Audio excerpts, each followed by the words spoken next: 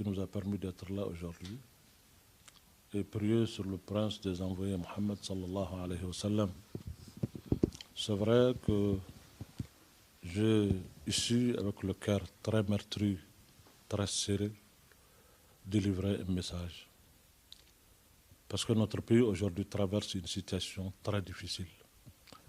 Ces sanctions qui viennent de tomber sur notre pays sont des sanctions, je le dis très franchement, que le peuple du Mali, le citoyen lambda de ce pays ne mérite pas.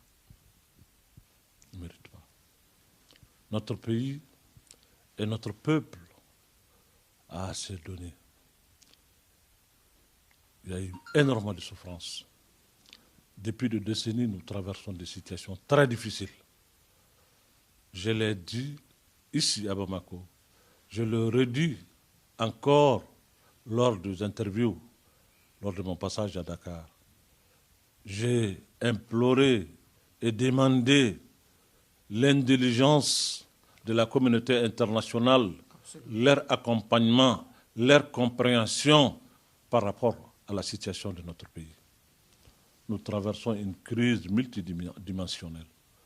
C'est une crise aiguë qui a beaucoup de facettes qui méritent à ce qu'on regarde la situation du Mali avec beaucoup d'attention.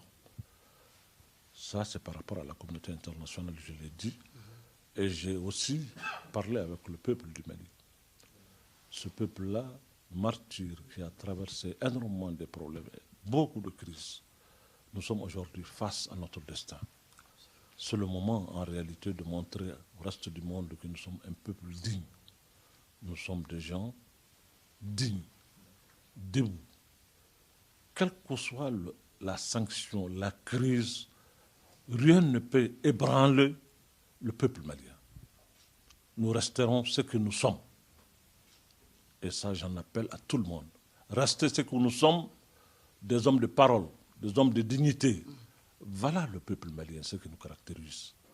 Il ne faut pas que cette crise fasse en sorte que nous renonçons à ces valeurs qui sont les nôtres.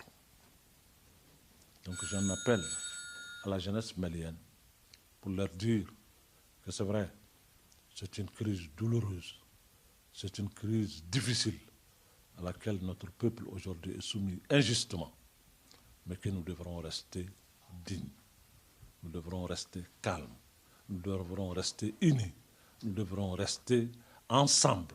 C'est le moment, c'est une épreuve. C'est dans les grandes épreuves que les grands peuples leur montrent ce qu'ils sont réellement. Et aujourd'hui, il ne s'agit ni d'insulter, ni de mal parler, ni non. Ce dont il s'agit, ce qu'il faut montrer aujourd'hui, c'est surtout notre dignité et notre sens de l'honneur et préserver ce qui est en nous, ces valeurs que notre société a toujours incarnées, qui sont des valeurs de sagesse, de tolérance, de savoir-vivre. C'est vrai, nous subissons une situation très difficile, mais comme je l'ai dit, c'est le moment, c'est avec ces épreuves que nous allons montrer à la face du monde que nous sommes un grand peuple.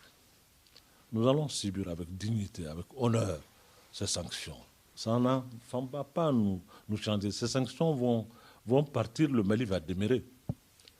Oui, ce peuple est un peuple qui a l'habitude de grandes épreuves.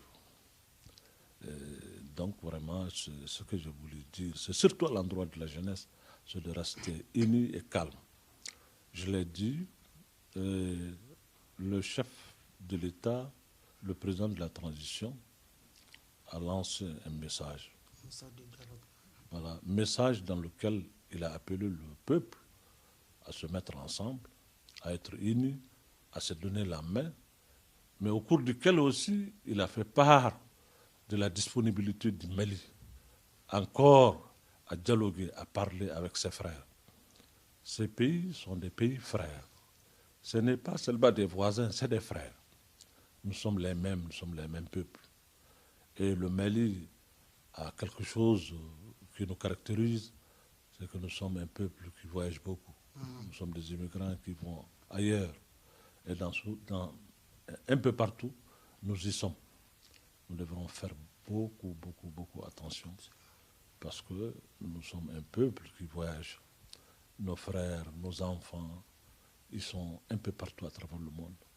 Et dans nos discours, dans nos prises de position, il ne faut jamais qu'on oublie que nous avons aussi nos frères qui sont ailleurs. Et donc que nous restons dignes, nous restons vraiment sereins, nous restons calmes, mais surtout unis et debout face à l'épreuve.